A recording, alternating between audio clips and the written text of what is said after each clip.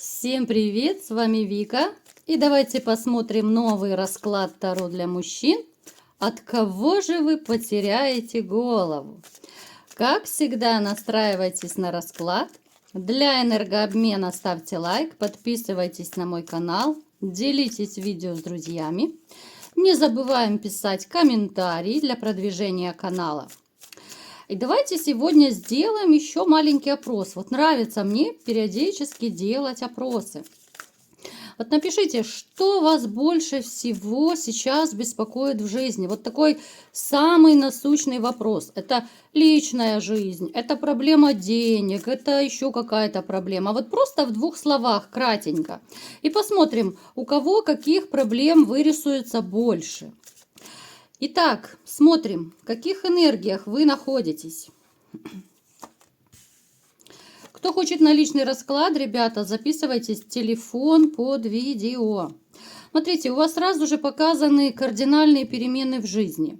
Причем это были, такие вынужденные перемены. С чем это было связано? Это уход. Это уход от любимой женщины. Да, вот как-то даже странно звучит. Казалось бы, это любимая женщина, но пришлось с ней расстаться. Здесь проигрывается любовный треугольник в большинстве случаев. Здесь очень такая неприятная ситуация, которую, не хотелось бы мне в который раз, да, вот бередить раны, так в двух словах буквально скажу.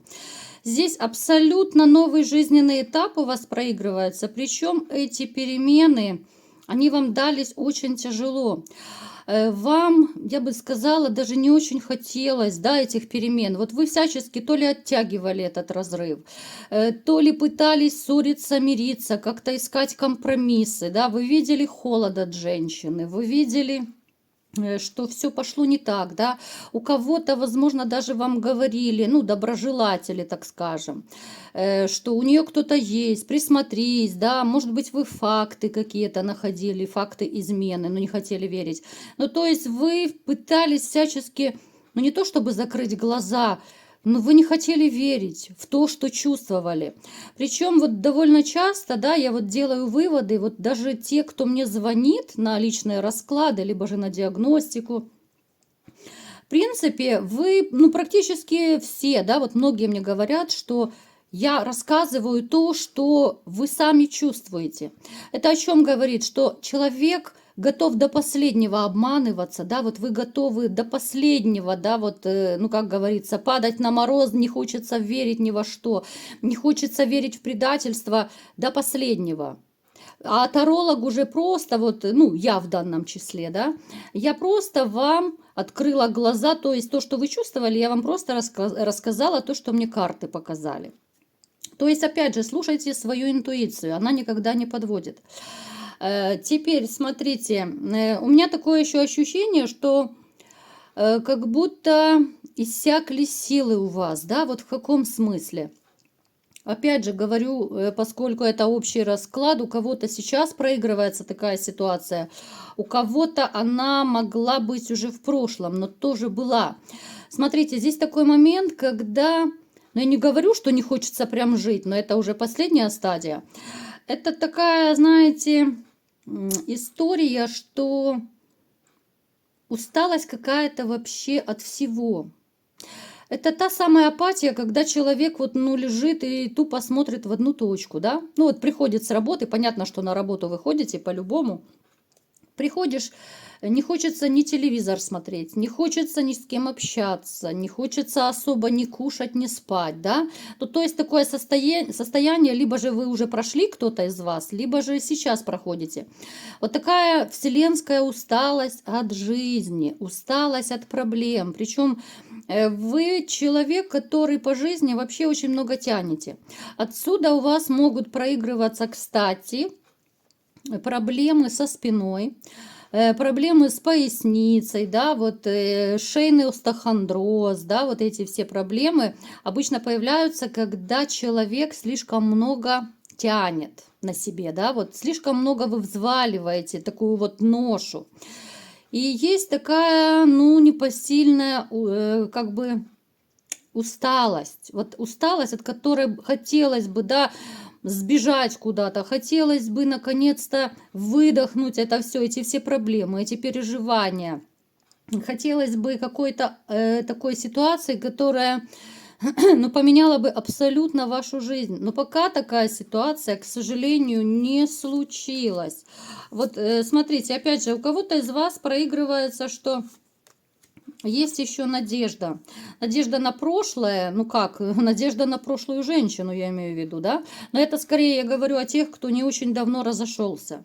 Да, вот плохо, да, вот, вот эта тягомотина душевная такая, знаете, вот перепалка с самим собой. Умом понимаю, что она такая сякая, что она не исправится, что она, возможно, будет и дальше изменять, но все равно вот не могу ее отпустить и все. Напишите в комментариях, у кого проиграется такая ситуация. Далее, вы человек, но опять же, вот у нас повторяется, да, довольно часто в раскладах сигнификация.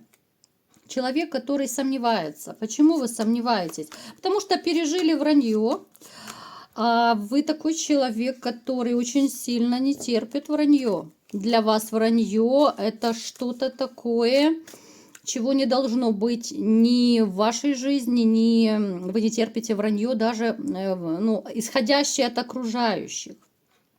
Слишком много по жизни вы наелись этого вранья, поэтому вы больше его терпеть не будете. Я не говорю, что вы такой прям белый и пушистый. Плюс я по секрету скажу, что любой человек в течение жизни, ну даже не в течение жизни, а как говорят исследователи, что даже вот в течение дня каждый человек, ну хоть капельку, да, вот, ну я не знаю, вот малюсенький такой случай какой-то элементарный, и человек где-то лицемерит, любой человек, где-то привирает, да, ну то есть таких вот кристально чистых людей нет. Да, можно сказать, что да нет, я смолчал, я приукрасил, я не хотел беспокоить человека, поэтому пришлось приукрасить, да. Ну, то есть, я не могу сказать, что вы белый и пушистый. Всяко бывало и в вашей жизни, да. Приходилось и обманывать, приходилось кому-то и налево ходить, да, но это совершенно другая история, мы сейчас не будем в это вникать. Но скелетов в шкафу, вот по Луне даже, ну, достаточно много. У вас также накопилось. У каждого это свои скелеты. Мы их вытягивать будем только на личных раскладах. Поэтому сейчас говорим в общем. Смотрите, вы такой человек, который очень любит по жизни, ну, вообще я имею в виду обычную жизнь, не тогда, когда вам плохо. А вы любите движение. Для вас, ну, это непосильная ноша. Лежать на диване, ничего не делать. Либо же какая-то такая скучная, нудная работа, это не для вас. Вы любите общение, вы любите движение. Кто-то даже любит дорогу, возможно, да, вот за рулем любите ездить. То есть, ну, вы такой активный. Это когда депрессняк, тогда, конечно, о каком движении можно говорить, о каких женщинах можно говорить, да, о каких-то шагах. Я почему говорю о женщинах, потому что вы сами видите, ни одной женщины у нас в раскладе пока не выпало. О чем это говорит? О том, что вы либо же закрыты в себе, да, вот закрылись, не хочу никакую женщину впускать в свою душу, в свою жизнь. Это говорит о том, что некоторые, опять же, да, хотят вернуться в прежние отношения. Я просто рассказываю разные варианты. Это может говорить о том, что вы взяли временную паузу. Кто-то как отрезал, вот для себя решил, не хочу, не буду, да? Кто-то для себя решил, что вот мне нужно побыть наедине с самим собой. Мне нужно поразмыслить над своей жизнью, да, что да как, вообще как двигаться, куда двигаться. То есть, опять же, то, что рядом с вами нет женщины, я не скажу, что это вас очень сильно огорчает. Это как будто вот вынужденная мера. Это как осознанный шаг, еще раз говорю. Вы от этого не страдаете. Вы скорее страдаете за прошлым, у кого это проигрывается, да? Особенно у кого недавнее расставание. Вы страдаете, что бывшая женщина поломала вам жизнь. Вот она ее реально сломала. Потому что настрой был на длительные счастливые отношения. Вы же не женились, да, и не думали, что да, я вот так годик-два перекантуюсь, а потом мы распрощаемся. Ну, правда ведь нет. Вы, конечно же, планировали. Поэтому я не могу сказать, что вы там локти кусаете. Это осознанный выбор. Просто этот выбор у каждого свой. Почему вот вы не впускаете близко в сердце женщин? Причем я скажу вам еще такой момент, что в вашем окружении есть женщины. Вы, конечно же, нравитесь женщинам, но вы их как будто вот не подпускаете. Да, вы можете общаться, вы можете по-дружески кофеек выпить, кто-то может там, ну так, левачок сходить, да. Но в душу, в сердце, вот вы вот закрылись, вот как ракушка просто. Давайте-ка смотреть, что же будет дальше, да, какая женщина придет к нам на расклад и от кого же вы все-таки потеряете голову.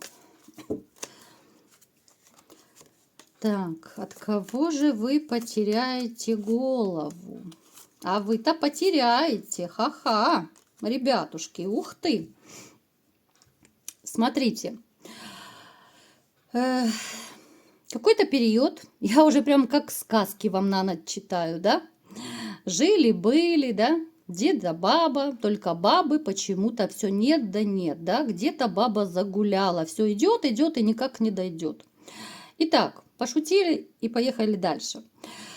Какой-то период вы, конечно же, будете еще очень так настороженно относиться к женщинам, ну, то есть, или переоценка ценностей та же будет, да, кто-то окончательно, да, вот как я говорила, поставит крест на себе.